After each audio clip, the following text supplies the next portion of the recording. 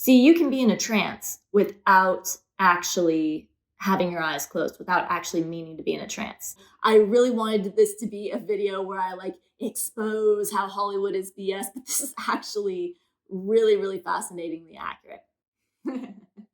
Okay, now that is true. Ooh, okay, you see that? You're just gonna be a zombie and zoned out, observing the truth about your life, about your value, about your integrity, because I promise you always have the power to change that. What's up, everybody? My name is Chelsea Albert, and I'm an intuitive healer, and I help people live their most bulletproof lives and live in full color using hypnosis to help them overcome trauma and heal anxiety. Hypnosis really became fascinating to me through Hollywood. I would watch movies, I would watch shows, and I would just be amazed at this weird mind control thing. It wasn't until I became an adult and actually sought out hypnotherapy to heal my own trauma, and then I later learned it because it was so powerful for me, that I realized that Hollywood really gives this really powerful healing tool a terrible rap. Oh my God. So I thought I would watch some movies with you guys and kind of let you in on some of the Hollywood myths and some of the things that they do actually kind of right, so that you can get a better understanding of what hypnosis really is and how it can be really an amazing tool to help you. So with that being said, our first movie is Get Out, which is by Jordan Peele. And it's honestly, I love it. It's a fantastic movie. When I first saw it, I was a little freaked out. So when I rewatched it again from this perspective, it became so psychologically fascinating to me. So with that being said, I've got the sweatshirt, I got the cozy socks, I've got some tea with a sufficiently creepy spoon. Let's get started. You know what I say? I say one down, a couple 100,000 to go. Yeah. No, I don't mean to get on my high horse, but I'm telling you, I do not like the deer. I'm sick of it. They're taking over. They're like rats. They're destroying the ecosystem. I see a dead deer on the side of the road. I think to myself, that's a start. I don't even understand that. I'm just saying. You know what? I am grateful for what you've done today. I don't like it. You got that. Yeah. All right, you guys look so wiped out. Yeah. So how long has this been going on? It's like... How long? 4 months.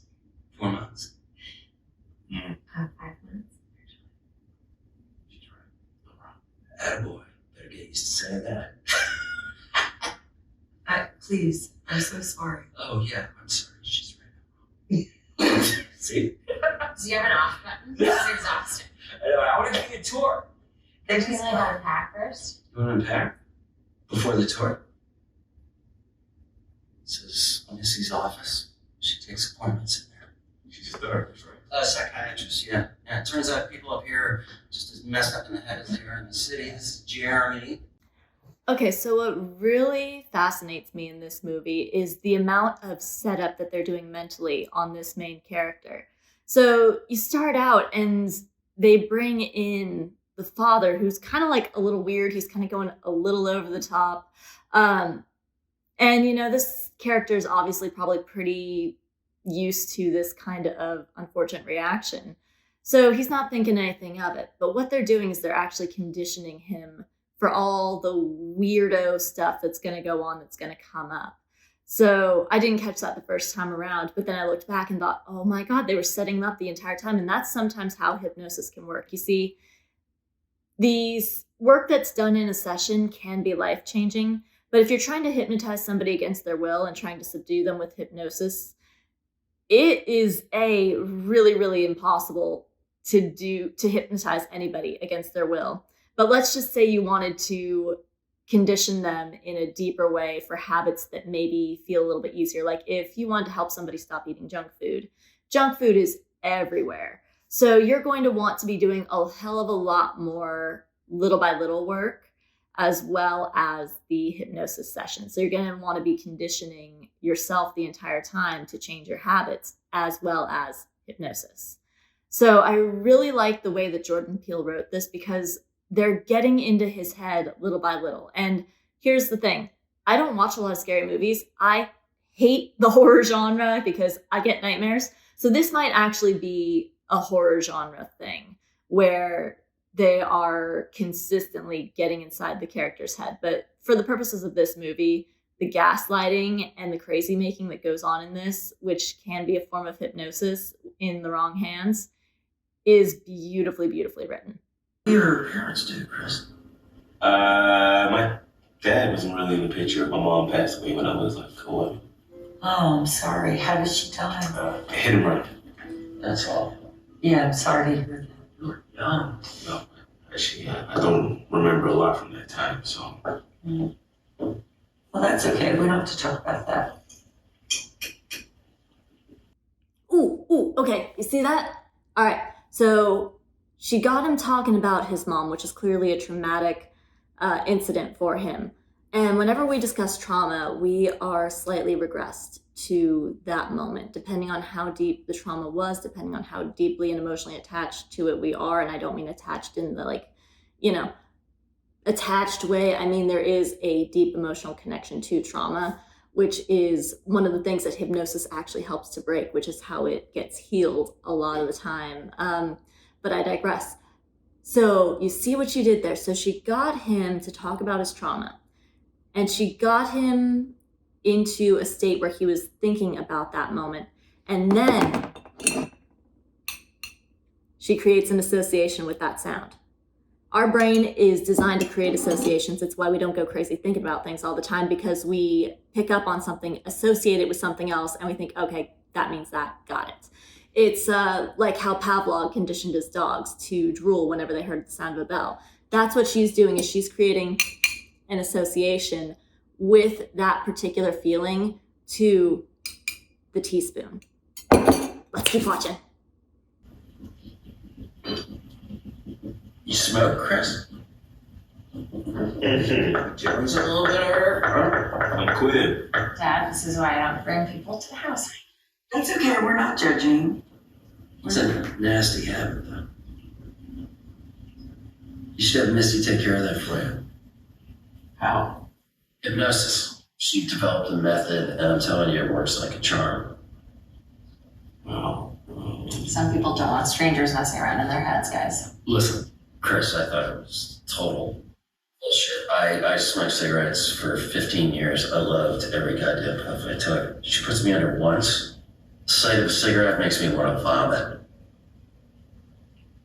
Okay, fall back, team. it's a service we provide. I'm good, actually. Ooh, okay. Hollywood BS right there. Nobody can hypnotize you to do anything that you truly don't want to do. If this guy was smoking cigarettes for 15 years and loved every minute of it, there is no way in hell that his wife could have hypnotized him, especially not just putting him under once, which I hate the term putting under. It seems like a surgery, which hypnosis is not a surgery. But he would not have quit smoking if he didn't want to. So there are temporary ways that a hypnosis session can make you think differently. But if you're not truly willing to change the behavior, that hypnosis will wear off very quickly. And I suspect if he loved every minute of smoking, it would have taken the jaws of life to get that out of his head in one go. No matter how good of a hypnotist she is. But that is the first Hollywood BS that I've seen in this movie so far. Let's keep going.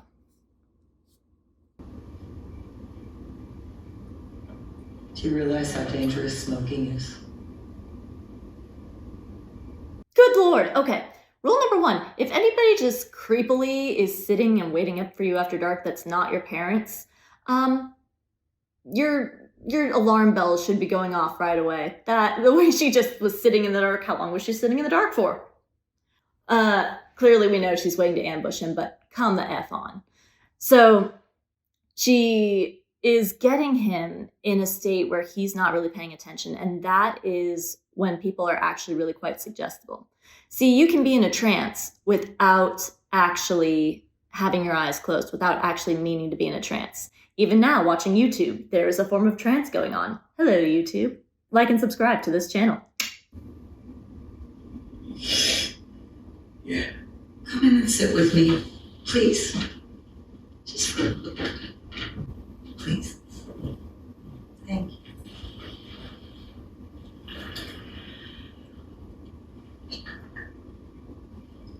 So you're comfortable enough, right? It's perfect. Thanks. Sure.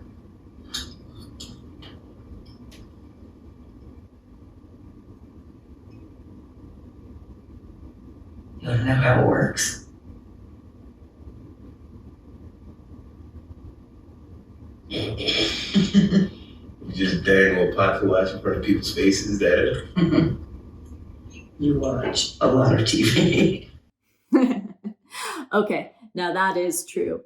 I don't think anybody's used a pocket watch, even for personal reasons, in quite a few decades. But yeah, hypnotists don't typically use like a pendulum or a pocket watch, but it is actually a useful tool if you choose to go that route, because it creates a centered point of focus and it puts you into that little trance-like state. You could also do something like this, and if somebody's willing to go along with it, it will put them into a trance. But really, most hypnotists tend to avoid that because of how hokey it is. Good on ya. Okay. When I was a kid. Now you're feeling very sleepy. You're getting very sleepy, almost as if it's a joke, right? But that's actually an embedded command. When you're dealing with people and you're dealing with conversational hypnosis, you can throw little embedded commands in there and embedded suggestions that your client may not even notice, but she's got him off his guard. She's got him in a suggestive state already, which he doesn't even know. We do use focal points sometimes to guide someone to a state of heightened suggestibility. Heightened suggestibility. That's right.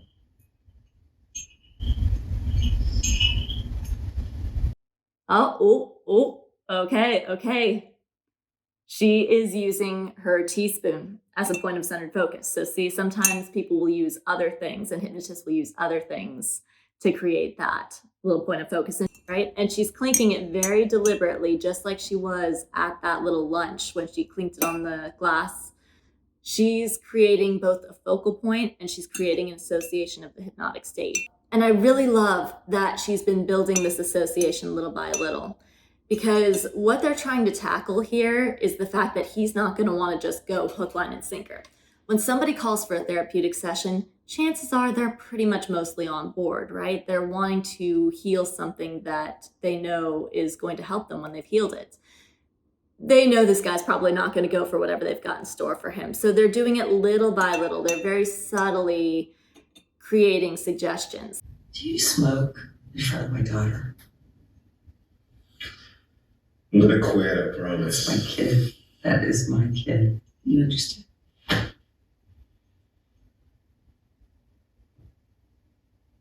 What about your mother?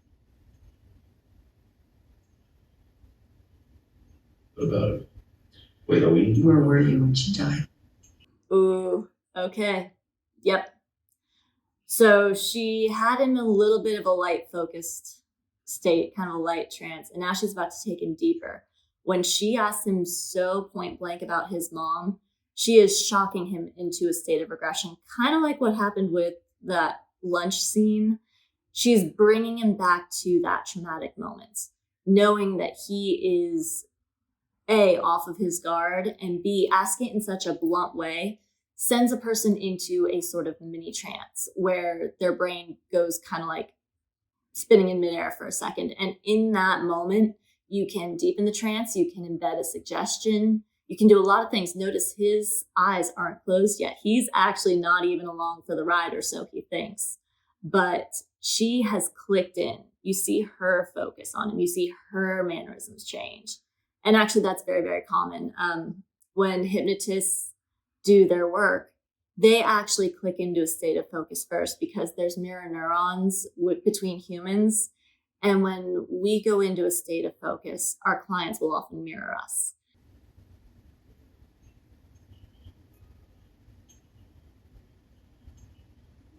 I don't want to think about that. And that's him resisting. And good on him. However, in this scene, she gets the upper hand and he goes along with it because he's focusing on that teaspoon. Now, that's where I have just a little bit of trouble with this premise, because that resistance would get his critical faculty working. That resistance to, I don't want to think about that. Many times this is where an ethical hypnotist would shift gears. They would say, okay, hey, cool, we don't have to talk about that. What about this? And they would go a different direction that felt a little more safe to the client's brain so that they could maintain that trust and that positive intention. But, you know, she has sinister intentions, so she's probably not going to try to do that. She's just going to go straight for dominance. But his alert system should be a little more up than they are, I would think.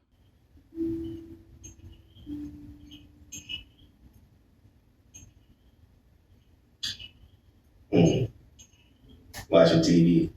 Do you hear the TV? What do you hear? Rain.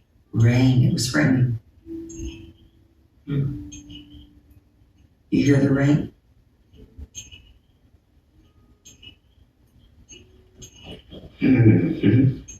Yep, she's deepening it.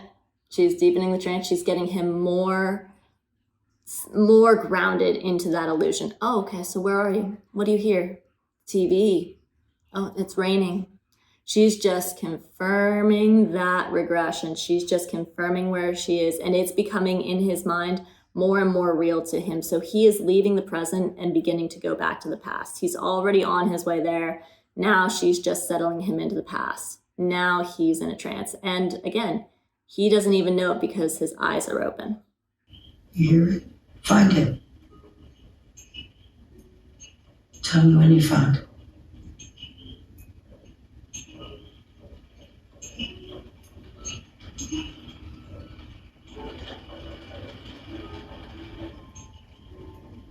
Come here, Chris. Look at me. Found it. Where is your mom?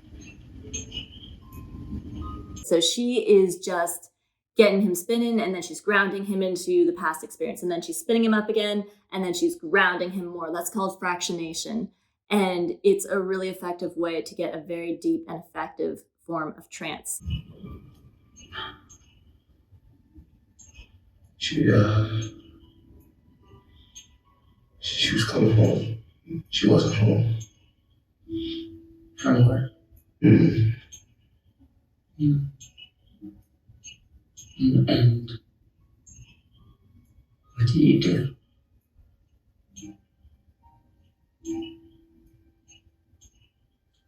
Nothing. Nothing. I just sat there. You didn't call anyone? No. Why not? I don't know. I just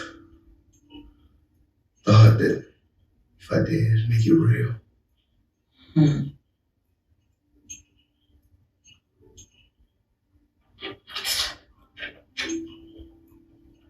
You're so scared. You think it was your fault? And now she's inserting her own will into his mind. This is where she's really doing that nasty hypnotist thing that Hollywood likes to portray, is imposing your will onto somebody else. But now, honestly, this is where, again, a healing hypnotherapist should be offering positivity, should be offering a switch up of the story, not twisting the knife. She is so evil. How do you feel now? Can't move. You can't. I can't move. You're paralyzed. Just like that day when you did nothing. You did nothing.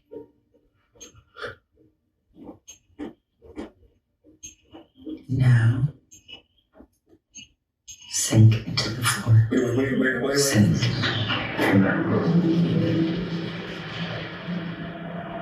Okay, now see, this is where his brain should have kicked her out.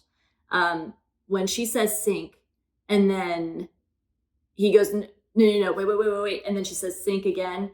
That no, wait. He is clearly fighting. So at this point, he would most likely snap out of it. He may not snap completely all the way, but he'd come back to the present pretty quick because at this point, he does not want to go to wherever she wants him to go. He does not want to sink.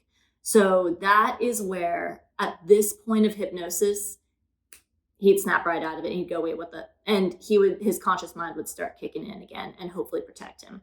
So that's a little bit of Hollywood BS right there. But again, the whole premise is that he is under her, hypnotic power. So I guess you have to have a plot line to advance the movie, but that wouldn't actually happen.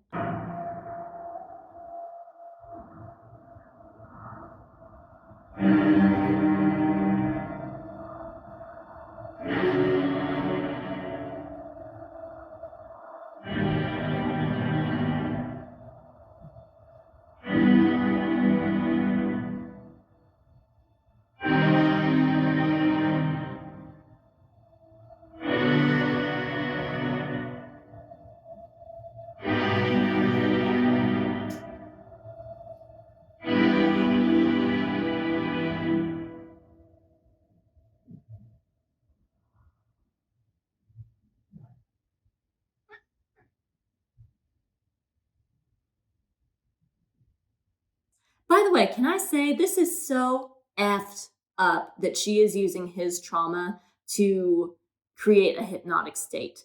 Now, yes, in healing trauma, there are often times where we will bring up that trauma and we will regress to that state, but you can tell she's just enjoying this. That's just screwed.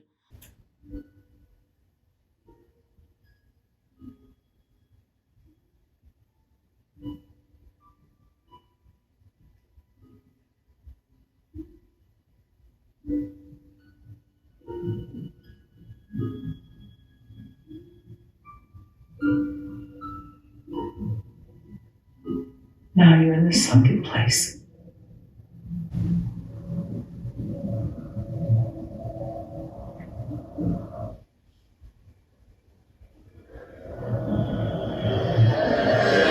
No, that is actually a pretty cool visual.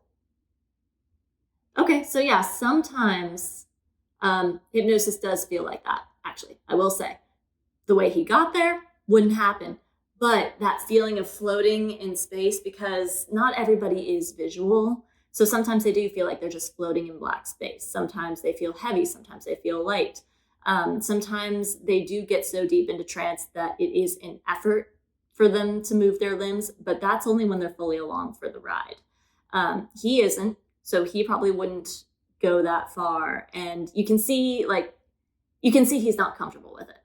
So I just don't think he wouldn't have gotten to this point. That's the point. But no, that is a pretty cool interpretation of what being in a trance feels like when your eyes are closed and when you're fully, in it. Actually, it's kind of a cool visual to use about her, kind of floating away. I might use that as a visual for something cool. When I thought about doing this video, I really wanted this to be a video where I expose how Hollywood is BS, but this is actually really, really fascinatingly accurate. Left me out there.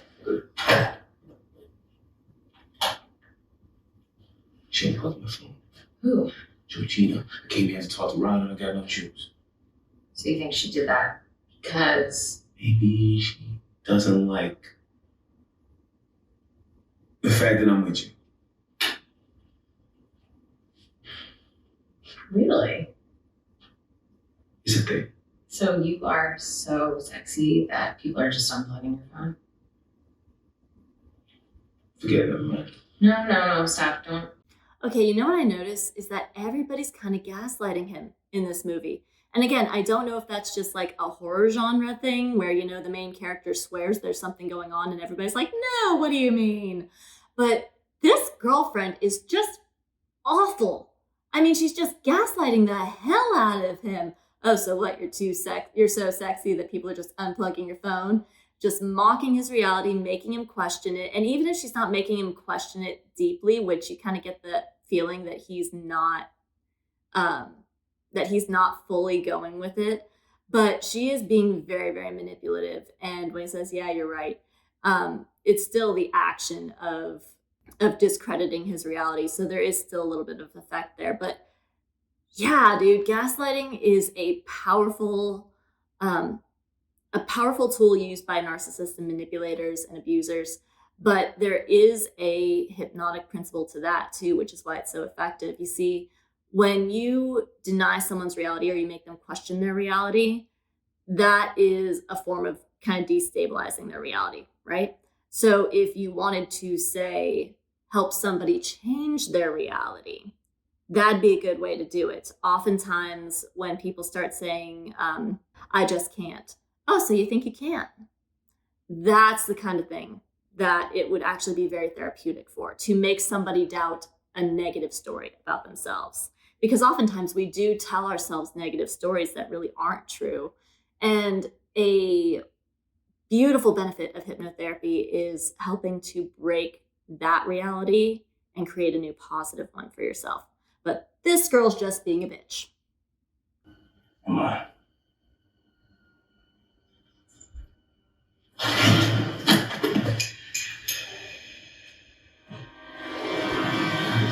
Oh, shit. Is he hurt? Did you see him drop? Yes, I did. Jeremy, grab his legs. Please take him downstairs. You can help him. I can get him alone. No, you can't. You already damaged him enough. Okay. So this is again where it all kind of falls apart. Now, the whole thing with the tea clinking trigger is it's supposed to induce a hypnotic state for him. And she's been very good about really associating it with being in that state. However, again, this all depends on him being on board with it. So if, let's say, she wanted to suggest to him that every time somebody clinked a tea glass, he would feel great and want to go for a jog. Well, that's something that a lot of people, well, maybe not everybody, but that's something that maybe a person might want to do. Every time you hear a tea clink, you're going to be compelled to do something healthy for yourself. Well, yeah, people who are seeking out hypnotherapy for health reasons would want to go along with that. So their brain is going to reinforce that. However, he doesn't want to be in the sunken place, which is a weird place to name something. I've never named a place in anyone's unconscious mind. I just don't feel like it's a good idea, other than asking them to find a sanctuary. That is a term that I will use often. But a sunken place? I digress. The fact is, he doesn't want to be there. So just the simple act of wouldn't really do much. It might throw him off his stride a second in the worst of cases, but she would have really had to do a lot more than just a weekend's worth of work to get him to go catatonic like that. Mind is hurt.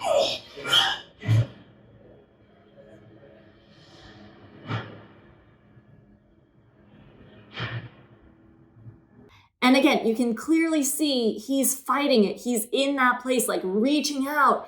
So, nope, his conscious mind would override. He'd buck them out. And chances are he'd be looking around going, why the F are you trying to kidnap me right now? And he'd probably fight the brother off and escape to freedom, hopefully. But there's still about, 40 minutes of a movie left. So we still got ways.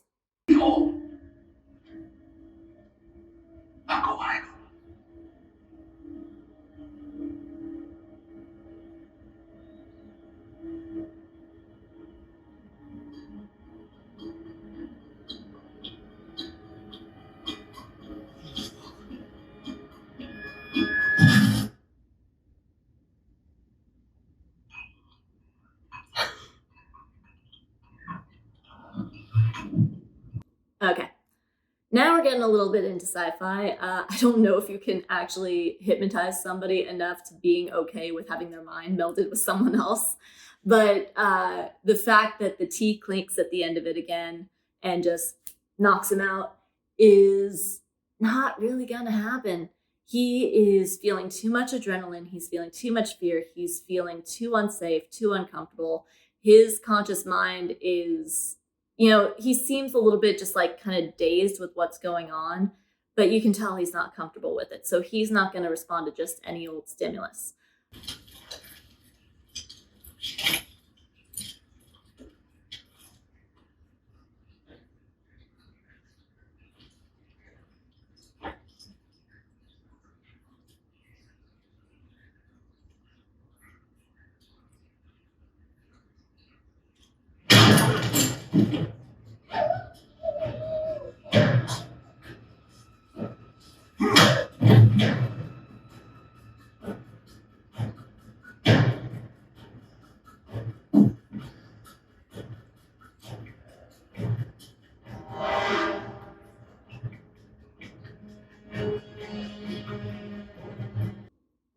Okay, all right, so that's how he gets out of it. I don't know how he got the cotton in his ears, but it's genius. The hearing of the tea clinking wouldn't really affect him to the point of knocking him out. When a stage hypnotist says sleep, having experienced that myself as well, you don't actually go into a sleep. It's more of a flash command that is when your mind is already boggled, it's already spinning, it's already reaching for something, and then somebody says sleep, and you begin to act as though you're asleep just because your brain goes, okay, cool, let's act like we're asleep. And then, from there, the hypnotist would need to be present to deepen that state. Okay, yeah, deeper, that's right. Deeper and deeper into sleep. Otherwise, you're going to wake right up out of it. So, again, some Hollywood BS-ery going on, but still, this is very entertaining. So it looks like we're done with the hypnosis-y part of the movie. But that was fascinating. This was a really good piece of portrayal of hypnotic techniques. That said, this did have some really legit hypnotic moments. I was actually kind of hoping that this video would be a moment where I could say, ha, see, Hollywood is completely fake and this stuff can't happen to you, blah, blah, blah. I was really hoping to bust some myths here, but this was really, really well done. And I'll be honest, go Jordan Peele, man. That guy did his research. And Catherine Keener, bravo. She played the part beautifully. She clicked in when she was supposed to. It was honestly a really well done movie that I didn't appreciate the first time I saw it because I didn't know all the little things going on. I think the two big takeaways from this movie are, one, the whole plot hangs on him not resisting. And the fact that he does kind of makes the whole thing fall apart. He would have woken up the second that he didn't feel comfortable being in the sunken place. And if not then he would have definitely snapped out of it when he started to feel under threat. And the lady clinks the glass. That's not going to do jack when you're all adrenaline up. Yes, hypnosis is real. It is possible. And that hypnotic state can be induced whether your eyes are closed, whether your eyes are open. And it is much, much, much more effective when it's been coupled with consistent, subtle methods, such as embedded commands, such as the little daily associations and the gaslighting that was going on this entire movie. Those little things all really contributed to the depth of the hypnosis that would have put him in a really, really bad spot in real life, where maybe somebody wasn't trying to take his body and put somebody else's brain in it, but it definitely could have messed him up mentally. If somebody wanted to just give him a negative life story, people have ruined their lives based on negative life stories. So that is a very real thing that technically could happen, which brings me to the second big takeaway, which is be careful who you let in your head. If you feel like something's not right, if you feel like there's some manipulation going on, it is okay to let your critical faculty crank up your BS meter to 11, because that is what it's there for. Our critical faculty is there to protect us. Are you ever going to end up in a situation where somebody's trying to, mind meld you? Probably not. But it is very, very important to be aware of who you trust. And even if you step into a hypnotherapist's office seeking help And even if it's something as simple as you guys don't vibe, you guys don't use the same language, it is okay to walk away. Be very selective about who you let speak life into you, because when you surround yourself with positive people, when you surround yourself with people who are giving you positive suggestions throughout your life, your friends, your family that loves you, the people that really want to see you grow and succeed, that can have a hypnotic effect as well. And quite frankly, I'd rather be hypnotized to make my life so much better than to be manipulated and, really messed with. So, with that all said, just remember, if you ever feel something's not right, it is never too late and it's never impossible to get out. I'm sorry, guys, I couldn't resist. Happy healing.